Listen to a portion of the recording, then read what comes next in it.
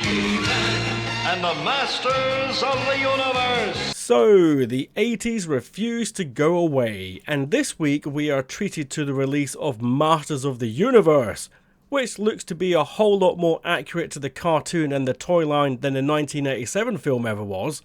Travis Knight, the director, seems like the right guy for the job after delivering what is arguably the most 80s accurate to the cartoon series and toy line of the 80s version of Transformers in the shape of Bumblebee. Maybe then he's the guy to chase after Thundercats if it becomes a live action reality down the line. How did he get so close to the 80s with Transformers?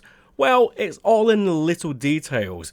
Obviously making characters look like they did in the show is important, but for the time as well, the use of colour and the use of music certainly helps. The film was even set in the 80s, and anyone from that era got a lovely thrill when the likes of scene transitions like this happened.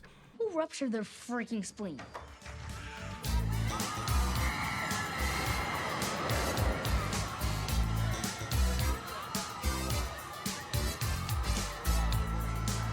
Why this? Because they're playing Howard Jones.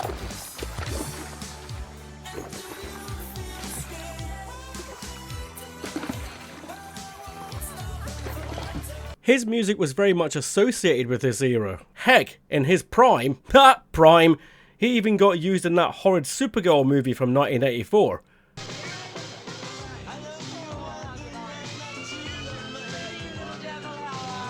Point being, they didn't just grab a random track that everyone knows like some sort of lazy DJ who plays the same old 80s crap week after week. I'm looking at you living on a prayer and Take On Me, before the lazy cunt then go all 70s with Dancing Queen from ABBA.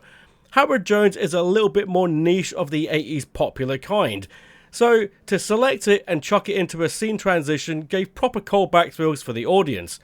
It's this attention to detail of the era that makes movie nuts like me respect the filmmaker a heck of a lot more. Unlike, say, Thor Love and Thunder when it chucked in half of Appetite for Destruction and November Rain for good measure from Guns N' Roses, only for attendees to throw up in unison and brand Taika Waititi a fucking lazy DJ hack. Again, lazy DJ syndrome, let's call it that. Suicide Squad, we all know what happened with that soundtrack. Anyway, what the hell was I talking about originally?